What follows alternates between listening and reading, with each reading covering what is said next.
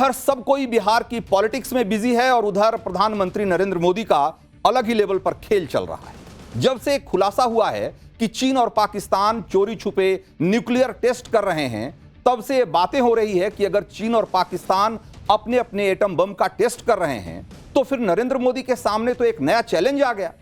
लोग पूछ रहे हैं कि चीन और पाकिस्तान के एटम बम के जवाब में आखिर भारत के पास क्या प्लान है, भारत क्या करने वाला है, नरेंद्र मोदी क्या सोच रहे हैं।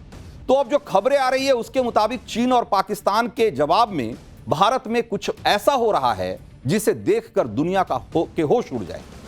आपको दिखाते हैं कि कल ही पाकिस्तान के न्यूक्लियर टेस्ट की खबर आई और आज ही अचानक इजराइल के विदेश मंत्री भारत आ गए। और क्या यह सिर्फ इत्तेफाक है? बिल्कुल नहीं। इजराइल वो देश है जिसकी नजर दशकों से पाकिस्तान के एटम बम पर है और नरेंद्र मोदी सिर्फ एक अगर सिग्नल दे दें तो इजराइल पाकिस्तान को फोड़ कर रख देगा। आज आपको मैं बताऊंगा कि भारत और इजराइल मिलकर क्या प्लान बना रहे हैं और वो कैसे उस प्लान में पाकिस्तान का परमानेंट इलाज छिपा हुआ है, यह मैं आपको विस्तार से बताऊंगा। इजराइल और भारत के बीच 8,000 करोड़ की वो कौन सी डील होने वाली है, हो सकती है, जिससे कि पाकिस्तान को एक तरीके से पैनिक अटैक आने वाला है। क्या भारत के पास परमाणु बम का बाप है? और ये जो बात कही जा रही है उसके पीछे की हकीकत क्या है वो भी मैं आपको बताऊंगा। भारत के पास वो बम है जो अकेले पाकिस्तान के पूरे परमाणु जखीरे पर भारी पड़ सकता है और वो बम कौन सा है वो भी मैं आपको डिटेल से बताऊंगा। तो वैसे तो पाकिस्तान को निपटाने के लिए नरेंद्र मोदी अकेले ही काफी हैं, लेकिन अगर इजराइल भी पाकिस्तान को फोड़ना चाहता है तो नरेंद्र मोदी इसमें क्यों रोकेंगे? भाई एक से भले दो, और दोनों मिलकर दोनों के दुश्मन पाकिस्तान हैं, तो अगर पाकिस्तान दोनों का दुश्मन है तो दोनों मिलकर कहते हैं कि दुश्मन का दुश्मन दोस्त होता है और दोस्त का दुश्मन दुश्मन होता है। तो जब भारत और इजराइल दोस्त हैं तो अगर भारत का दुश्मन अगर पाकिस्तान है तो इजराइल का दुश्मन भी पाकिस्तान है, और इसीलिए इजराइल और भारत की दोस्ती से पाकिस्तान हमेशा से घबराता रहा है। अब पाकिस्तान की नई आफत तब से आ गई है जब से एटम बम की टेस्टिंग का खुलासा हुआ है। खुद पाकिस्तान के लोग मुनीर शहबाज को कोस रहे हैं कि भाई इधर खाने को आटा नहीं है और यहां न्यूक्लियर टेस्टिंग चल रही है। आपको पता होगा कि कल ही ट्रंप ने जो एक खुलासा किया, जब अमेरिका जो ये बात कह रहा था कि उसे फिर से न्यूक्लियर टेस्ट करना है, उसको जस्टिफाई करने के लिए ट्रंप ने कहा कि भाई दुनिया में तमाम देश हैं जो कि लगातार न्यूक्लियर टेस्टिंग कर रहे हैं, सिर्फ अमेरिका ही है जो कि ये टेस्टिंग नहीं कर रहा है और इससे हम पिछड़ रहे हैं। और इसी सिलसिले में उन्होंने पाकिस्तान, बहुत सारे देशों का नाम लिया लेकिन पाकिस्तान का भी नाम ले लिया, और पाकिस्तान का नाम वाकई दुनिया को हैरान करने वाला था कि भाई अगर चाइना न्यूक्लियर टेस्टिंग कर रहा है, रसिया कर रहा है, दुनिया के और बड़े देश कर रहे हैं, तो एक बात तो ये समझ में आ रहा है कि चोरी छुपे लोग कर रहे हैं, लेकिन ये पाकिस्तान न्यूक्लियर टेस्टिंग कर रहा है, ये बात एक बार की किसी को हजम नहीं हुई। और पाकिस्तान के लोगों को भी एक बार की हजम नहीं हुई कि भाई यहां तो हमारे यहां आटे दाल का आफत है, और ट्रंप कह रहे हैं कि पाकिस्तान चोरी छिपे टेस्टिंग कर रहा है, पहाड़ों में गुफाओं में वो अपना टेस्टिंग लैब चला रहा है। ये बहुत चौंकाने वाली बात। तो पाकिस्तान ने अपनी पब्लिक की ना तो पहले परवाह की है और ना आज ही उसे अपनी जनता से कोई लेना देना है। वहां की जनता क्या सोचती है, पब्लिक कितनी परेशान है, इस बात से कोई फर्क नहीं पड़ता है। पाकिस्तान के जो जिहादी जनरल हैं उनका बस एक ही टारगेट है कि किसी तरीके से भारत के खिलाफ पाकिस्तान को इस तरीके से खड़ा रखो, उसके विरोध में ऐसे उसको चढ़ाए रखो कि वहां की जनता उसी एक तरीके से झांसे में रहे और वहां जो बदइंतजामी है, अंधेरगर्दी है, उस पर कोई बात नहीं। तो पाकिस्तान तो भारत के खिलाफ तिकड़मबाजी में हमेशा से लगा रहता है। अब पाकिस्तान ने फिर से वही काम करना शुरू कर दिया है और आपको हम बताएंगे कि कैसे 6 मुस्लिम देशों के साथ मिलकर पाकिस्तान एक नया प्लान बना रहा है और क्यों पाकिस्तान सहित 7 मुस्लिम देशों ने एक इमरजेंसी बैठक बुलाई और इस बैठक में प्लान क्या बनने वाला है वो भी मैं आपको डिटेल से बताऊंगा। लेकिन पहले जियो पॉलिटिक्स में जो उथल पुथल मची हुई है, जरा एक उसकी भी झलक देख लीजिए।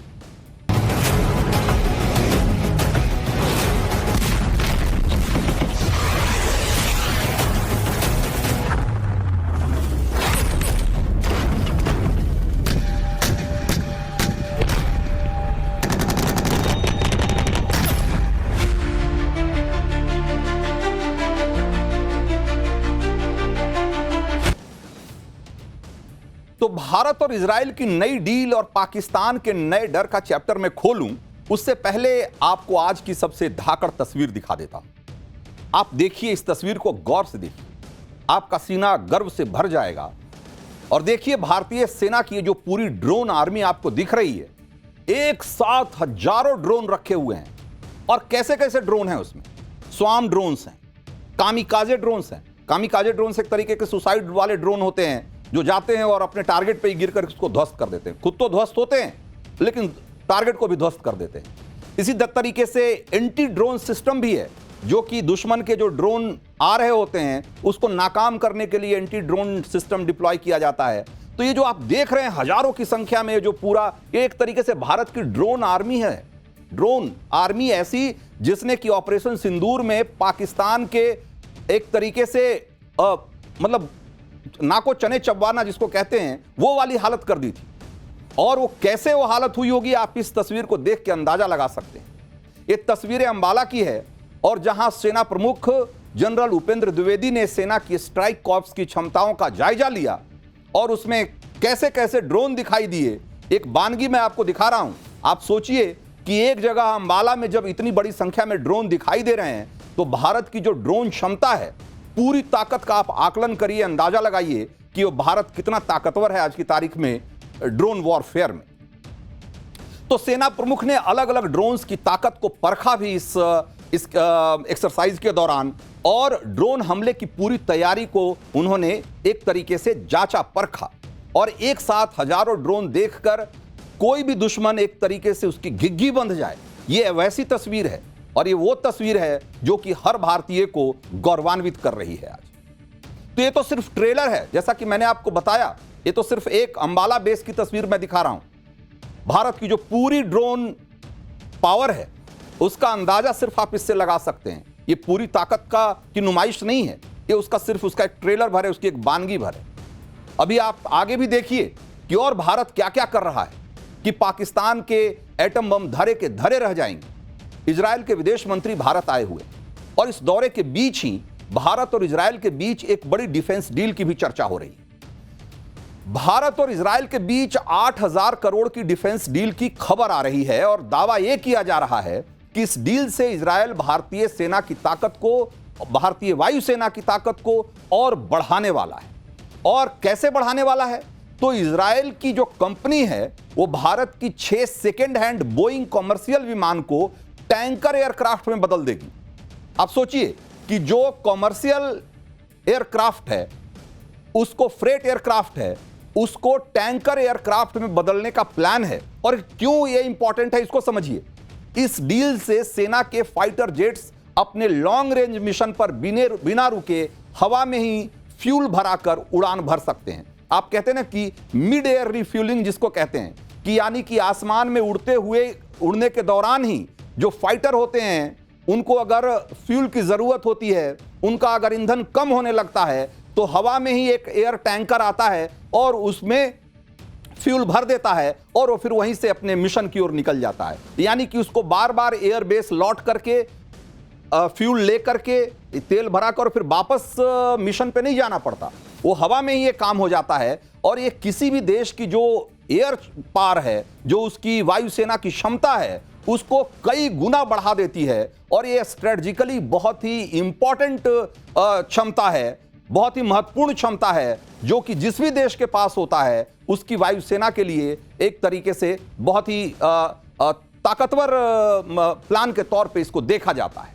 और अभी वायुसेना के पास 6 रूसी ओरिजिन के टैंकर एयरक्राफ्ट हैं, जो कि हमारी जरूरतों के हिसाब से, हमारी फ्लीट जितनी बड़ी है, हमारे पास जितना बड़ा एयरक्राफ्ट और फाइटर एयरक्राफ्ट का जितना बड़ा रेंज है, उसके हिसाब से जो 6 टैंकर एयरक्राफ्ट हैं ये नाकाफी हैं। और इसीलिए ये जो टैंकर एयरक्राफ्ट हैं, चूंकि ये वायुसेना नेवी दोनों को सर्विस देते हैं, इसलिए इनकी जो हमारी जो जरूरत के हिसाब से ये ठीक नहीं बताए जाते, वो पर्याप्त नहीं बताए जाते। और इसीलिए इस फ्लीट को लेकर ऑपरेशनल और मेंटेनेंस को लेकर भी चैलेंज आ रहा है। और जो वायुसेना है वो लंबे समय से एक अतिरिक्त टैंकर एयरक्राफ्ट की मांग कर रही है। इसी तरीके से नेवी की भी डिमांड है। तो अब जो ये जो कन्वर्जन किया जा रहा है, उसके जरिए अब ये दोनों नेवी और वायुसेना दोनों की जरूरतों को पूरा किया जा सकेगा। अब इजरायल भारतीय वायुसेना की इस डिमांड को पूरा करने की स्थिति में है और इससे वायुसेना की ताकत और बढ़ेगी। और जाहिर सी बात है कि जब जब भारतीय वायुसेना की ताकत की बात होगी तो परेशानी किसको होगी? पाकिस्तान को होगी, चाइना को होगी। तो जाहिर सी बात है कि इस खबर से चीन और पाकिस्तान भी थोड़े घबराए हुए होंगे। तो इजरायल के विदेश मंत्री गिडोन सार, जो कि 3 दिन के दौरे पर भारत आए हैं, इनमें इससे पाकिस्तान के लिए खौफ वाली बात इसमें यह है कि भारत और इजरायल के बीच आतंकवाद के खिलाफ मिलकर एक्शन लेने पर बात हो रही है। और यह बहुत महत्वपूर्ण बात है क्योंकि इससे पहले इजरायल भारत का आतंकवाद के मोर्चे पर, आतंकवाद की लड़ाई में भारत का समर्थन तो करता रहा है, लेकिन दोनों मिलकर आतंकवाद के खिलाफ लड़ेंगे, यह अपने आप में ऐसी बात है जिससे कि पाकिस्तान की घिघी बंध गई होगी।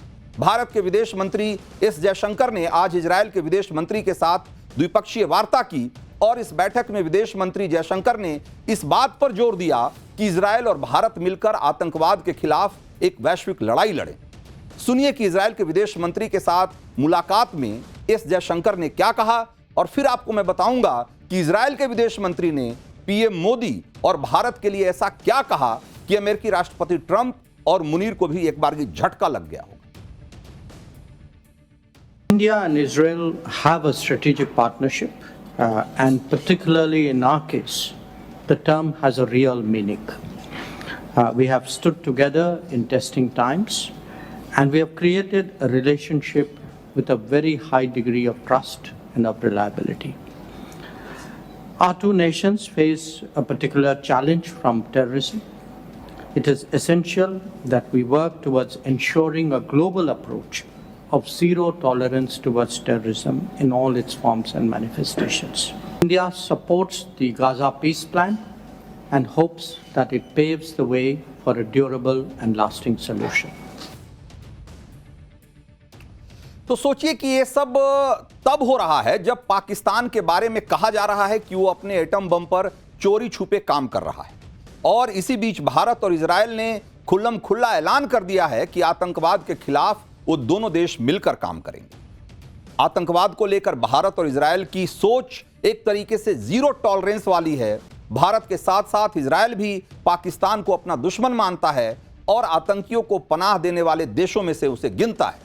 ऑपरेशन सिंदूर के दौरान भी इजरायल भारत के साथ खड़ा था और भारत ने पाकिस्तान को जिन हथियारों से फोड़ा था उसमें इजरायल के ड्रोन्स ने बहुत बड़ी भूमिका निभाई थी। आपको याद होगा, भारत और इजरायल ने मिलकर जो स्काई स्ट्राइकर सुसाइड ड्रोन्स बनाया था, जिसको कि लॉइटरिंग म्यूनिशन कहा गया था, ये वही ड्रोन्स थे जिन्होंने कि पाकिस्तान के आतंकी ठिकानों को राख में तब्दील कर दिया था, उनको नेस्ता नाबूद कर दिया था। और यही वजह है कि पाकिस्तान को भारत इजरायल की दोस्ती बहुत चुभती है और पाकिस्तान को यह जानकर और ज्यादा परेशानी होगी कि कुछ ही महीनों के अंदर खुद इजरायल के प्रधानमंत्री भारत आने वाले हैं। इजरायल ने भारत आकर भिखमंगे पाकिस्तान को ट्रेलर दिखा दिया है कि आगे और क्या क्या हो सकता है। इजरायल ने तो खुलकर कह दिया है कि आज की डेट में भारत एक सुपर पावर है, भविष्य भारत का है। सुनिए कैसे इजरायल के विदेश मंत्री भारत की खुले शब्दों में दिल खोल के जबरदस्त तरीके से तारीफ कर रहे हैं। सुनिए जरा। We appreciate Prime Minister Modi's strong solidarity. We remember that he was the first world leader to call Prime Minister Netanyahu after Hamas October 7 massacre, and we won't forget it. Minister, I believe that India is the future. I told you that. India is the world's largest democracy and the fastest growing economy. India is a global superpower. Israel is a regional powerhouse. Our nations already shares a warm friendship. Our goal is to build a long-term strategic partnership between Israel and India. Your Excellency, radical terror is a mutual threat to Israel and India. We strongly condemn the horrific terror attack in Pahalgam. तो Israel के विदेश मंत्री कह रहे हैं कि India is a global super power. Global super power भाई, मतलब वैश्विक महाशक्ति है। कोई ऐसा नहीं, वो खुद को कह रहा है कि हम रीजनल पावर हैं। लेकिन भारत जो है वो ग्लोबल सुपर पावर है, दुनिया में महाशक्ति की हैसियत रखता है।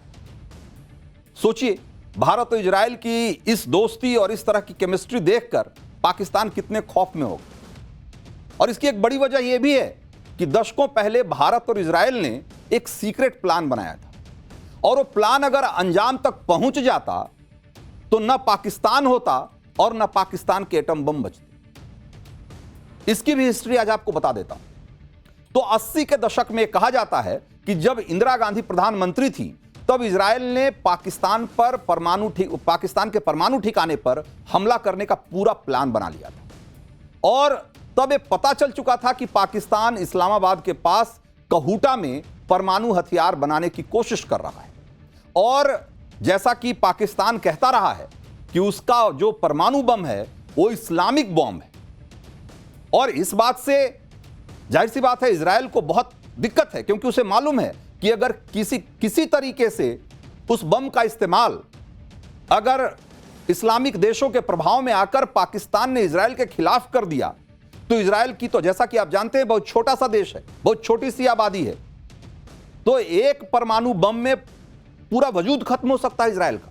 और इजराइल ये किसी कीमत पे बर्दाश्त नहीं करेगा कि उसके लिए कोई एग्जिस्टेंशियल क्राइसिस हो, उसके वजूद पर, उसके पूरे अस्तित्व पे अगर खतरा मंडराने लगेगा तो किसी हद तक जाकर के एक्शन लेने को तैयार रहता है। और यह बात दुनिया को पता लग चुकी थी, भारत को पता लग चुका था, इजराइल को पता लग चुका था कि कहूटा में परमाणु केंद्र तैयार किया गया है और एक परमाणु परीक्षण करने की कोशिश की जा रही है, परमाणु बम बनाने का पूरा प्लान कर रहा है पाकिस्तान, और इजराइल इसको हर हाल में रोकना चाहता था। तब इजराइल ने भारत के साथ मिलकर एक प्लान बनाया, बल्कि यूं कहिए कि एक प्लान शेयर किया। और प्लान यह था कि दोनों देश मिलकर पाकिस्तान के परमाणु ठिकाने पर हमला करें और उसे ध्वस्त कर दें। पाकिस्तान पर हमला करने के लिए इजरायली विमानों को गुजरात के जामनगर एयरबेस से उड़ान भरनी थी, लेकिन इस हमले की भनक अमेरिका को पहले लग गई। अमेरिका को पता लग गया, उसकी गुप्तचर एजेंसियों ने उसे बता दिया कि भारत और इजराइल मिलकर पाकिस्तान के पूरे जो न्यूक्लियर पावर है, बल्कि उस समय तो न्यूक्लियर पावर बना भी नहीं था, लेकिन उसकी जो पूरी न्यूक्लियर बॉम्ब की जो पूरी प्लानिंग है उसको ध्वस्त करने वाला है। और जैसे ही यह बात अमेरिका में लीक हुई, या यूं कहें कि अमेरिका को पता लगा, अमेरिका ने पाकिस्तान को अलर्ट कर दिया और इस वजह से इस प्लान को रद्द करना पड़ा। हालांकि इन्वेस्टिगेटिव जर्नलिज्म के बड़े नाम, या यूं कहें कि बड़े इन्वेस्टिगेटिव जर्नलिस्ट एड्रियन लेवी और कैथी स्कॉट ने अपनी एक किताब में इस बात का जिक्र किया है। किताब का नाम है deception, Pakistan, the United States and global weapons conspiracy.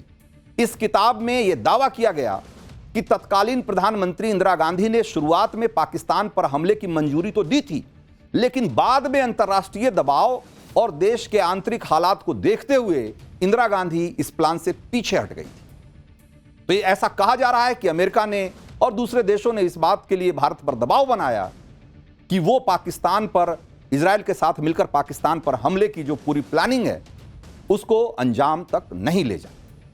तो उस वक्त तो पाकिस्तान के परमाणु हथियार बच गए, लेकिन अब जब पाकिस्तान के न्यूक्लियर टेस्ट करने की खबर आई है और यह कहा जा रहा है कि पाकिस्तान चोरी छिपे न्यूक्लियर टेस्टिंग कर रहा है, और जब इजराइल के विदेश मंत्री भारत में हैं और दोनों देशों के बीच जिस तरह की केमिस्ट्री है, जिस तरह की अंडरस्टैंडिंग है, तो पाकिस्तान को यह डर जरूर सता रहा होगा कि कहीं पीएम मोदी और नेतन्याहू मिलकर 80 के दशक के उस अधूरे प्लान को फिर से ना एक्टिवेट कर दे। और कहीं उस समय तो भले अंजाम तक नहीं पहुंच पाया, लेकिन अगर आज प्रधानमंत्री मोदी चाह लें तो इस प्लान को एग्जीक्यूट करने से दुनिया की कोई ताकत रोक नहीं सकती। अपने एटम बम को लेकर पाकिस्तान हमेशा डरा रहता है कि कोई उसके परमाणु ठिकानों को फोड़ कर ना चला जाए। इसीलिए अब जब पाकिस्तान के एटम बम टेस्ट करने की चर्चा दुनिया भर में होने लगी है तो पाकिस्तान डर के मारे एक तरीके से इस बात से साफ साफ मुकर जा रहा है। वो इस बात को स्वीकार ही नहीं कर रहा है कि हम कोई चोरी छिपे न्यूक्लियर टेस्टिंग कर रहे हैं। पाकिस्तान ने कह दिया कि हम परमाणु हथियारों की फिर से टेस्टिंग की शुरुआत बिल्कुल नहीं करेंगे और नहीं कर रहे हैं। पाकिस्तान का कहना है कि उसने अतीत में भी परमाणु हथियारों की टेस्टिंग की शुरुआत न तो की थी और न अभी अब कोई पहल करने वाला है। पाकिस्तान से हालांकि इसी तरह के जवाब की उम्मीद थी, पाकिस्तान अगर न्यूक्लियर टेस्ट कर भी रहा होगा तो भी वो कभी कबूल नहीं करेगा, सवाल ही नहीं उठता है। क्योंकि पाकिस्तान को मालूम है कि अगर उसने इस बात को कबूल कर लिया तो अंतर्राष्ट्रीय दबाव उस पर इतना ज्यादा हो जाएगा और पूरी दुनिया से उस पर नए तरह के प्रतिबंध लगाने की मांग उठने लगेगी। अभी तो FATF में ही फंसा रहता है, उसकी गर्दन फंसी रहती है हमेशा FATF में, कभी ग्रे लिस्ट और कभी ब्लैक लिस्ट के बीच में झूलता रहता है और इस चक्कर में उससे अंतर्राष्ट्रीय स्तर पर फंडिंग नहीं हो पाती।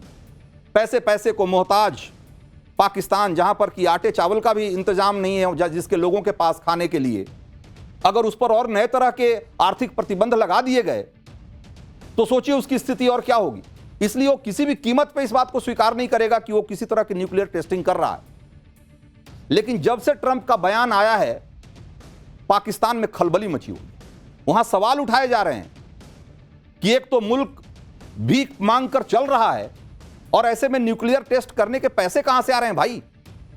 और पैसे तो आ ही रहे हैं, पाकिस्तानियों को इस बात का भी खौफ सता रहा है कि जो दुनिया भर से अभी खैरात मिल रही है, अगर न्यूक्लियर टेस्टिंग वाली बात ज्यादा फैल गई और लोगों ने इस पर यकीन करना शुरू कर दिया तो ये फंडिंग भी बंद हो जाएगी, फिर हमारा दाना पानी कैसे उठेगा भाई। तो डोनाल्ड ट्रंप ने दावा किया था कि रूस, चीन, पाकिस्तान सब न्यूक्लियर टेस्ट कर रहे हैं, इसीलिए अब अमेरिका भी न्यूक्लियर टेस्ट करेगा। पाकिस्तान ने तो इस पर हाथ ही खड़े कर दिए और चीन भी अब इस बात से इनकार कर रहा है कि वो कोई न्यूक्लियर टेस्ट कर रहा है। इस पर बाकायदा चीन के विदेश मंत्रालय ने बयान जारी किया है और चीन के विदेश मंत्रालय की प्रवक्ता ने कहा कि बीजिंग ने परमाणु हथियारों के परीक्षण पर दशकों से जारी अनौपचारिक रोक को नहीं तोड़ा है। चीन ने कहा कि जिम्मेदार परमाणु हथियार संपन्न देश होने के नाते वो शांतिपूर्ण विकास के लिए प्रतिबद्ध है और चीन ने परमाणु हथियारों के मामले में अमेरिका को भी संयम बरतने के लिए कहा है। तो ये बात तो सच है कि अगर चीन और पाकिस्तान परमाणु हथियारों की टेस्टिंग करेंगे तो इसके बारे में बताएंगे नहीं। लेकिन अगर ट्रंप का दावा सही है और चीन पाकिस्तान चोरी छुपे एटम बम का टेस्ट कर रहे हैं तो फिर भारत के लिए तो बहुत बड़ा चैलेंज है। लेकिन चीन हो या पाकिस्तान, एक बात तो अच्छे से जानते हैं कि नरेंद्र मोदी चुप बैठने वालों में से नहीं है। भारत की सैन्य ताकत का दुनिया में जलवा है, ऑपरेशन सिंदूर में सबने इसे देखा है। लेकिन जहां तक एटम बम की बात है तो भारत के पास एटम बम का बाप भी। जैसे ही पाकिस्तान के एटम बम की चर्चा चली तो भारत के एक हिडन बॉम्ब की चर्चा भी तेजी से जोर पकड़ रही है और पाकिस्तान के पूरे परमाणु जखीरे पर भारी पड़ सकता है ऐसे बम की चर्चा हो रही है। तो दरअसल जब 1998 में भारत ने परमाणु बम की टेस्टिंग की थी तब यह दावा किया गया था कि भारत ने हाइड्रोजन बम का भी परीक्षण किया है, जिसको कि थर्मोन्यूक्लियर डिवाइस कहा जाता है। उस वक्त खुद तत्कालीन प्रधानमंत्री अटल बिहारी वाजपेयी ने कहा था कि अब हमने बड़ा बम बनाने की क्षमता हासिल कर ली। इसके बाद साल 2015 में फिर से भारत के हाइड्रोजन बम भारत के पास होने की बात होने लगी थी और इंटरनेशनल मीडिया में यह छपने लगा कि भारत बहुत तेजी से नया हाइड्रोजन बम बना रहा है। यह भी दावा किया गया कि भारत इतनी तेजी से हाइड्रोजन बम बनाने में लगा हुआ है कि साल भर में वो 22 हाइड्रोजन बम बना लेगा। और इतना ही नहीं, साल 2014 में CIA की एक सीक्रेट फाइल से खुलासा हुआ था कि साल 1989 में ही CIA ने दावा किया था, CIA ने, कि भारत हाइड्रोजन बम बना रहा है और बल्कि बनाने के बहुत करीब पहुंच चुका है। तो अब ये समझिए कि यह हाइड्रोजन बम परमाणु बम की से कितना बड़ा होता है और क्यों कहा जा रहा है कि यह परमाणु बम का बाप है। तो ये होने को तो ये दोनों न्यूक्लियर बम हैं, लेकिन परमाणु बम में जो एनर्जी निकलती है वो केवल परमाणु यानी कि एटम के टूटने से निकलती है, जिसको न्यूक्लियर फिजन बोलते हैं या परमाणु विखंडन बोलते हैं। जबकि हाइड्रोजन बम में परमाणु टूटने से नहीं बल्कि दो हल्के परमाणुओं के जुड़ने से ऊर्जा निकलती है। इसको बोलते हैं एटॉमिक फ्यूजन, या यूं कहें कि इसको परमाणु संलयन बोलते हैं। दो छोटे छोटे एटम जब आपस में जुड़ते हैं तो वो उनका एक उनके मास का, उनके भार का, द्रव्यमान का एक हिस्सा एनर्जी में तब्दील हो जाता है और वो बहुत बड़ी एनर्जी के रूप में जो है वो प्रस्फुटित होता है। और इस वजह से एक हाइड्रोजन बम 1000 परमाणु बम जितना शक्तिशाली हो सकता है। उदाहरण के लिए अगर एक परमाणु बम नागासाकी जैसे छोटे शहर को बर्बाद कर सकता है तो आप ये सोचिए कि एक शक्तिशाली हाइड्रोजन बम 1 मिनट में न्यूयॉर्क जैसे बड़े शहर को नष्ट करके तबाह करने की क्षमता रखता है। और यह बात भी कही जा रही है कि डोनाल्ड ट्रंप ने पाकिस्तान के न्यूक्लियर टेस्ट की बात करके एक तरीके से भारत को मौका ही दे दिया है। दरअसल दुनिया में 9 देश ऐसे हैं जिसके पास परमाणु हथियार हैं और इन 9 देशों में से 5 देश अमेरिका, रूस, UK, फ्रांस और चीन के पास पुख्ता तौर पर हाइड्रोजन बम हैं। लेकिन भारत और नॉर्थ कोरिया दो ऐसे देश हैं जिनके पास भी हाइड्रोजन बम होने का दावा किया जाता है। हालांकि ऑफिशियली कभी किसी ने ऐसा स्वीकार नहीं किया है। और अब जब डोनाल्ड ट्रंप ने कह दिया है कि पाकिस्तान तो चोरी छिपे न्यूक्लियर टेस्ट कर रहा है, तो एक्सपर्ट ये कह रहे हैं कि इससे भारत को तो मौका मिल जाएगा और वो भी अपने हाइड्रोजन बम की खुले तौर पर टेस्टिंग कर ले सकता है और भारत इसे आत्मरक्षा में उठाया गया कदम बता सकता है। और इससे भारत ऑफिशियली हाइड्रोजन बम या यूं कहें कि थर्मोन्यूक्लियर डिवाइस वाला कंट्री हो जाएगा और यह भारत के लिए एक बहुत बड़ी बात हो जाएगी। भारत की क्षमता जो है, परमाणु क्षमता में एक बहुत बड़ा इजाफा होगा। वैसे परमाणु बम की बात हो या कन्वेंशनल वॉर की बात, भारत हर तरीके से पाकिस्तान से आगे है। जहां तक पाकिस्तान के परमाणु हथियार की बात है, तो यह बात कई बार कही जा चुकी है कि पाकिस्तान के परमाणु हथियार का रिमोट कंट्रोल तो अमेरिका के पास होता है। सुनिए, CIA के पूर्व अधिकारी ने हाल ही में दावा किया था कि पाकिस्तान के परमाणु हथियार का कमांड कंट्रोल तो अमेरिका के पास है। तो CIA के पूर्व अधिकारी तो यही दावा कर रहे हैं कि पाकिस्तान के न्यूक्लियर हथियार भी भारत के लिए बड़ा खतरा नहीं है। लेकिन भारत ने अपनी तैयारी में किसी तरह की कमी नहीं छोड़ी। ऑपरेशन सिंदूर में जिस ड्रोन आर्मी ने पाकिस्तान को परेशान कर दिया था, उस ड्रोन आर्मी की ताकत का एक और ट्रेलर देख लीजिएगा। भारतीय सेना लगातार अपनी ड्रोन क्षमता का शक्ति प्रदर्शन कर रही है और सेना की तरफ से जारी इस वीडियो में स्वदेशी ड्रोन का पूरा परीक्षण कैसे किया गया, इसकी तस्वीरें जारी की गई है। सेना के जवान कैसे ड्रोन तकनीक में माहिर हो रहे हैं, कैसे भारत भविष्य के युद्ध के लिए खुद को तैयार कर रहा है, ये वीडियो उसकी एक झलक है। सेना के ड्रोन ताकत को दिखाने वाले इस वीडियो की एक जरा झलक आपको दिखाता हूं और अंदाजा लगाइए इससे कि भारत की ड्रोन आर्मी आज कितनी ताकतवर है।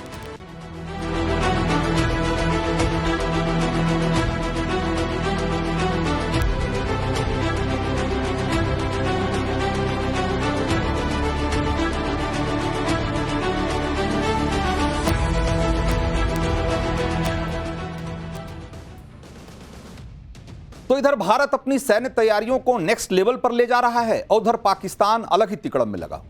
पाकिस्तान ने अपने घर में तो शांति स्थापित कर नहीं पा रहा और वो गाजा में शांति स्थापित करने के चक्कर में मुस्लिम देशों को एकजुट करने में लगा हुआ है और इसी बहाने उसे उम्मीद है कि कुछ और भीख में उसे मिल जाएगा। गाजा में युद्ध विराम की स्थिति के बीच तुर्की में एक अहम बैठक हुई और इस बैठक में कतर, सऊदी अरब, UAE, जॉर्डन, इंडोनेशिया और तुर्की के अलावा पाकिस्तान भी शामिल हुआ।